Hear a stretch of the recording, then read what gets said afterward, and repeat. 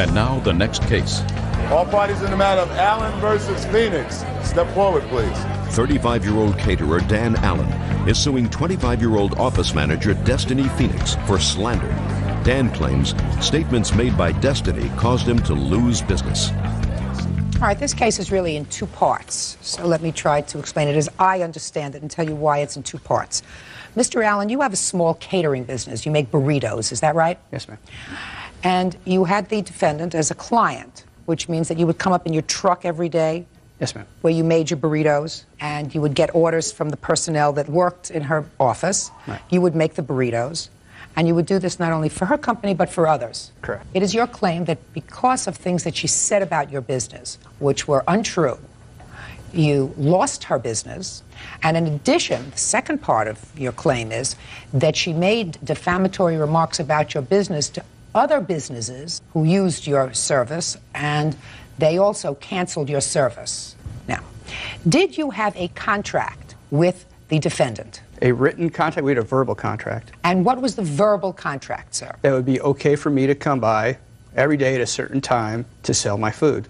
So that is a day-to-day operation. You didn't have a year's contract with her, or a 6-month contract with her, so she could say to you, I don't want you to come into the place anymore to sell burritos, or I'm not going to use your service because, I don't know, because we don't like burritos anymore. So she doesn't have to give you any reason whatsoever. That's correct. So the first part of your lawsuit is dismissed. And the second part of your lawsuit is that she made untruthful statements about your little business to other people, therefore causing you to lose business. So you have to establish to my satisfaction, first, that she made the statements to other businesses, and second, that the statements she made were untrue. Do you understand what your legal burden is? Yes, ma'am. Tell me first, what statements can you establish that she made to other businesses that used your service? Sure. I have a witness, Chris Laro, who I've been servicing food to for the past year and a half approximately, and I'm there every day. And I was there about 15 minutes after I was at Destiny Phoenix's business. So he saw me that same day. This is regarding the fact that she said I reeked of beer. He would definitely have noticed that. Oh, no, don't tell me. Step up, sir. Yes, Your Honor. Tell me your name. Chris Laro. Mr. Laro. Yes, What ma'am. kind of business do you have, sir? I am actually a law clerk at a law firm that Mr. Allen services. I am not the witness. I don't believe that he would like to call to prove the defamation. I'm here as a character witness only to prove that I have not seen him ever smelling of alcohol, that he's maintained a professional business. So is what you're telling me that Miss Phoenix never made any statements to you? That's correct, ma'am. With regard to Mr. Allen's job? That's correct. Mr. Allen has a written statement from... I don't take written statements. Okay. You understand that. You're a law clerk. Yes, ma'am. Are you going to law school now? Yes, I am. What year are you in, sir? I'm in my 3rd year. So you know a little bit about hearsay? Yes, I do, Your Honor. And what are written statements? They are out-of-court statements offered for the truth of the matter asserted. Correct. And according to the rules of evidence, sir, that would be inadmissible. Is that right? Yes, it would. Thank you. So far, you're halfway to passing the bar. Mr. Allen, do you have any other proof, sir, that the defendant made statements to any other business which were untrue, which caused you to lose business? I believe she referred to the fact that I did not have a food license in this recording that I have of her that she left on my phone. I'm not talking about your phone, sir. I'm talking about other people who your business serviced. I just have a written statement, and I just have my food license here to prove that I have a food license. You have to be able to establish to me, sir, that the defendant said to a third party something about you that wasn't true, which caused you to lose business. There are certain rules which your witness knows about, which courts will accept an out-of-court sworn statement. What is the reason that that person cannot be here today? He did not want to take off work. That's not a reason, sir. Okay. Right? Yes, Your Honor.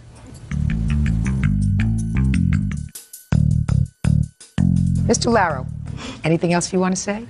I would love to do this legal exercise with you, sir. It's been a slow day so far. Go ahead. I fear of taking a beating on national TV, but nevertheless, I think that in the interest of allowing this court to look at the totality of the circumstances here, possibly the court could let him admit this this hearsay statement, the facts that we are here in small claims court, and the federal or state rules of evidence are a little bit lax for small claims court, I think that you would be able to see that it was relevant and authentic, Your Honor. One of the reasons that we do not allow out-of-court statements, sir, only under very, very strong criteria, is because it does not allow the defendant to cross-examine the maker of that statement. That means that if I were to look at that statement, I would have to, in my own head, say everything in that statement is true, because it does not give Ms. Phoenix an opportunity to ask any questions, or for me, on her behalf, like I'm asking Mr. Allen questions, to ask that person questions. That's the reason why we do not permit hearsay statements, because it's inherently unfair to the other side. And the fact that this is a court program that happens to be televised does not obfuscate the need to have reliable evidence. Yes, Your Honor. Right? Reliable evidence. Hearsay evidence is inherently unreliable. So that your case is dismissed, Mr. Allen. But you were very good, sir. Thank you. You may obfuscate the courtroom. Judge Judy. Bless you. Your Honor, this is case number 380 on the calendar in the matter of Eckert versus Zavon. Parties have been sworn in, Judge. You may be seated. Ms. Eckert, you and the defendant lived together for a period of time. You claim that you loaned him some money during that time, and he owes you a month's rent because when he left, he didn't give you notice, and pursuant to your agreement, he should have given you a month's notice. Mr. Zavon says that he did borrow some money from you, not as much as you are claiming, and he would have paid you back, except that because of your actions, he lost his job, he had no way to pay you back, and that you kept some of his personal property, and he has a counterclaim.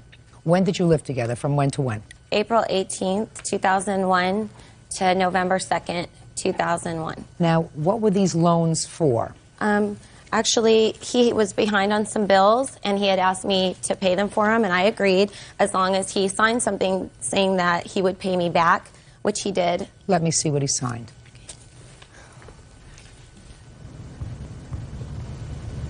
I'd like to see that as well. Absolutely.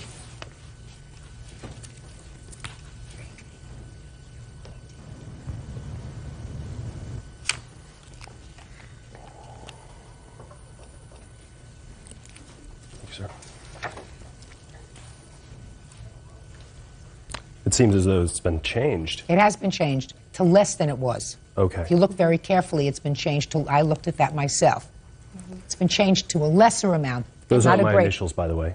That's your signature, however. I've compared it with the signature on the answer. That is your signature. It is. So now you remember signing that agreement. I did. Good. Now may I have it, please?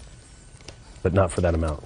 No, not true, sir. Because the original amount on this was some $1,500 and some odd dollars, and that was changed because the Sprint bill was not $200 and some odd dollars, but only $115. So it was reduced. You see that? It was reduced, not increased. Okay. Perfect.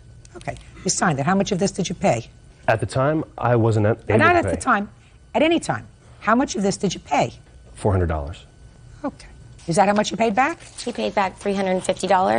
All right, he said $400. You have proof of $400? Yes, I do. I have canceled checks. I also paid in money orders, and I don't have the receipts for those. Okay. But I'll be honest and say he did pay me $350, even though he doesn't have the proof of that.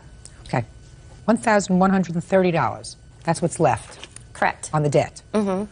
And you're suing him for $2,028. Explain that to me. Actually, on the lease agreement he signed, it says that he must give me a 30-day, 1-month notice prior to moving out. And when Did you have a roommate before he moved in? His friend actually moved in at the same time, and they both had the same agreement. I asked you a question. I want you to give me the answer. Did you have a roommate before he moved in? We all moved in at the exact same time, basically. Are you still living in the same place? Yes, I am. With whom? I have roommates now. Okay. Now, you left, sir, November 2nd, Yes, that's correct. 2001. Does your lease agreement provide that you give her 30 days' notice? Yes, it does. Did you? No, I did not. Why? Because she caused me to lose my job and sabotaged my career. Okay, now let me hear your reason why she caused you to lose your job. Okay. At the time, I had a job, a regular job, as a guitar player in a successful rock band. We were touring and we were on the East Coast, and I borrowed the money from her because our singer had an accident and broke a rib. I didn't have any money to pay the bill at the time, and so she offered to pay it, and I accepted. She said that I could pay her back when I had the money. For over 4 decades, Voyager 2 has been drifting silently through the cosmic abyss, far beyond the reach of planets, past the cold edge of our solar system, and into the great unknown. Launched with Earth's last whisper in the 1970s, it was envisioned as a ghost ship that would gradually fade into cosmic noise. A ghost ship guided by Earth's last whisper in the 1970s. We imagined it would fade quietly, its signal dimming into cosmic noise, but it didn't. Just recently, it sent something back. Not just data, not just a routine transmission. A message that made NASA scientists stop. A sudden spike, an unexpected shift, a sharp line crossed, and with it confirmation of something humanity had long feared, but never dared to say out loud, that the edge of our solar system is not a blur. It is a wall. And beyond it, something changes. Music. When Voyager 2 crossed what's known as the HLI, the boundary where the sun's influence ends and true interstellar space begins, it was expected to be gradual, almost poetic. Scientists believed that the solar wind would fade into the interstellar medium like a slow dissolving mist. But what Voyager 2 detected was the opposite. The transition wasn't slow. It was sudden. One moment it was inside the sun's protective bubble. The next it was beyond it, in a place where radiation spiked by over 70%, plasma density jumped, and the very structure of the magnetic field changed. It was like opening a door and stepping into an entirely different room. The readings were not subtle. They were abrupt, sharp, as if a membrane had been pierced. What stunned researchers most wasn't just the presence of a boundary, but the precision of it. The sun's heliosphere, once thought to gently bleed into space, was now revealed as a distinct shield-like structure, one that had been holding back the chaos of the galaxy. And as Voyager just stepped through, it confirmed that our solar system isn't just floating in space. It's protected by something. Until now. For decades, the idea of the heliosphere was considered theoretical. A bubble of magnetic and plasma energy shaped by the solar wind. But Voyager 2 showed it wasn't just theoretical. It was vital. Inside this shield, conditions are relatively stable. Radiation is filtered, space weather is manageable, and cosmic rays are diminished. But the moment Voyager 2 stepped out, all of that changed. The data showed intense particle energy, chaotic magnetic flux, and dangerous levels of galactic radiation. Suddenly, the solar system appeared not as a lonely outpost but as a fortress, and stepping beyond its walls meant entering an unregulated frontier. The smooth curves and soft boundaries that existed in textbooks were gone, replaced with hard numbers, jagged spikes, and terrifying implications. Voyager 2 was no longer just drifting. It was being bombarded. The sun's magnetic field had been aligned almost perfectly with the interstellar field, a phenomenon no one expected, one that raised questions about how the galaxy's own structure might be shaping the space around us. The heliosphere wasn't just a field. It was a threshold, and crossing it had consequences.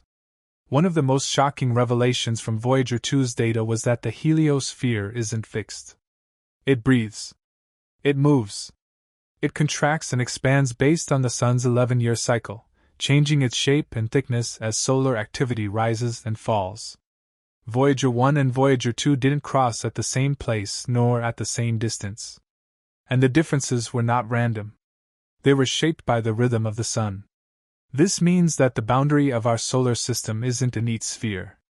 It's distorted, almost comet-shaped, with pulses that ripple outward like the breath of a giant organism. At times it stretches. At times it recoils. And if the solar wind weakens, the boundary draws closer to home, allowing more galactic radiation to seep inside. If it strengthens, the barrier pushes outward, shielding us more effectively. The implication is disturbing. Earth's protection isn't permanent. It fluctuates. It can fail. And Voyager 2's sharp transition into the galactic medium revealed just how thin that veil truly is. The cosmos beyond isn't empty. It's violent, unpredictable, and much closer than we imagined. In 2019, something strange happened. Voyager 2, reliable for over 40 years, went silent. Not for long, just for a few hours. But in those hours, every instrument went offline. No commands were issued from Earth. No updates were sent. Then, just as mysteriously as it had gone dark, the spacecraft came back, rebooted, recovered. The official explanation was hardware aging, possibly a minor software glitch, but buried in the technical reports were notes on unexplained electromagnetic spikes right before the blackout, fluctuations in the magnetic field, sharp surges in particle energy, small but not insignificant. The question that lingered wasn't just what caused the glitch, but what Voyager 2 had just passed through. Some scientists suggested it could have been a pocket of highly energized plasma, a ripple from a distant supernova, or a shock wave from some other interstellar event. But others quietly wondered whether Voyager had crossed into a layer or a zone we didn't even know existed, one with properties so foreign that its presence couldn't be predicted. And if that's the case, it wasn't just a system failure. It was a reaction. When Voyager 2 stepped outside the heliosphere, it began recording fluctuations in radiation levels and plasma density that didn't align with anything previously modeled. Weren't just one-time spikes or occasional irregularities. They were dynamic, persistent, and patterned, almost like a form of weather. The idea that space beyond the sun's reach might contain something akin to weather was previously dismissed as poetic exaggeration. But Voyager 2 was registering waves of high-energy particles, sudden directional changes in the magnetic field, and surges in galactic rays that echoed with a strange rhythm. At first, scientists tried to link these disturbances to known solar events, flares, or coronal mass ejections that might have echoed through the helipause. However, when those timelines did not coincide, they turned outward. The routines began aligning with distant galactic phenomena, which may be relics of supernova or the collective force of massive stellar winds far from our system. It seemed as though Voyager 2 had entered a region alive with activity, a kind of interstellar sea with invisible currents and unseen tides. At this point, the probe was outside the sun's barrier and it was completely exposed, floating through a storm we never anticipated finding. One of the most unexpected results from Voyager 2's crossing was the close-to-perfect symmetry between the sun's magnetic field and the galactic magnetic field beyond. This discovery left theorists scrambling. For years, turbulence was predicted by models at a magnetic clash known as helipause directions, a blending zone where solar and interstellar forces would transform into chaos. But Voyager didn't find that. The transition was smooth, too smooth, as if the fields were already synchronized.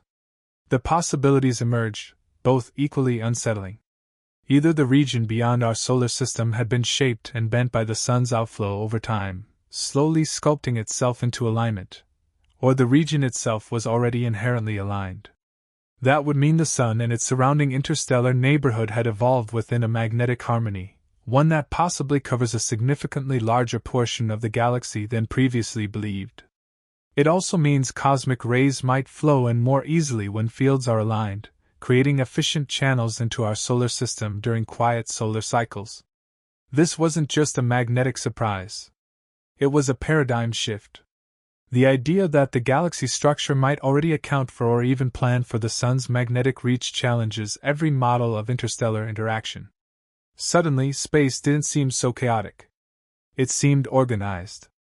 As data continued streaming from Voyager 2, a whisper began circulating among theorists and mission insiders. One they weren't ready to put on record but couldn't ignore. What if the heliosphere wasn't just a boundary? What if it acted as a checkpoint? The sharpness of the transition, the perfect field alignment, and the consistency of radiation spikes across both Voyager 1 and Voyager 2 suggested not just a physical interface, but a responsive one. Some proposed the boundary might be adaptive, adjusting its intensity or location in response to pressure from either side. But a more controversial idea emerged, that the boundary itself might serve as a kind of tripwire for the galaxy. A region where upon entering, objects are measured, exposed, recorded. If true, that would mean every object that exits the solar system doesn't just leave the sun's domain. It announces its presence to the galaxy beyond. Voyager 2 may have unknowingly triggered more than just measurements. It might have sent a signal revealing more about us than we ever intended. Voyager has a message attached, a golden disk etched with humanity's greetings, sounds, music, and diagrams. A beautiful attempt at interstellar diplomacy. But within that disk are detailed instructions: how to locate Earth, how to read the disk, how to understand who we are. For decades, this was celebrated as a symbol of hope. But in light of Voyager 2's discoveries, some now see it differently. If the boundary between our system and the galaxy isn't a gradual fade, but a well-defined edge, if it reacts, if it watches, then what does it mean that we attached a map to our home on the very probe that pierced that edge? Were we extending a hand or revealing a vulnerability? With every transmission Voyager sends, we confirm our intelligence, our technology, and our location. If something out there is listening, or worse, responding, then the golden record may become more than a message. It may be an invitation, one we can't take back. Voyager 2 wasn't supposed to survive this long. It wasn't meant to send back revelations that would shake our understanding of the cosmos. Yet, here we are, decades after its launch, drifting through the cold silence of space. It has pierced a boundary that was never meant to be crossed so easily. What it found wasn't the peaceful emptiness we once imagined. It found change. It found pressure. It found structure. It confirmed what many quietly feared. Our solar system is not floating aimlessly in a void. It is shielded. Outside that shield, the rules begin to bend. Radiation intensifies. Fields align. Particles shift. Time and space distort. The boundary is firm, sharp. What lies beyond it feels less like a sea and more like a gate, a threshold into a realm that doesn't care about Earth's blue skies or our gentle sun. A realm where cosmic storms rage and fields dance to frequencies we've only just begun to understand. And then there's the golden record. A beautiful, reckless symbol of our optimism, sailing into deep space with our coordinates, our biology, our identity carved in gold. A greeting or a flare. Sent across a boundary we now know is far more complex, far more reactive than we ever dreamed. So now the question lingers in the silence between stars. Was Voyager 2 merely an explorer, or was it a signal? Comment below with your thoughts. Do you believe Voyager 2 discovered something unnatural at the edge of our solar system? Was the heliosphere simply a physical barrier or something more? If this video caused you to reconsider the boundaries of our universe or gave you a chill down your spine, subscribe, hit the bell, and share this with someone who dares to.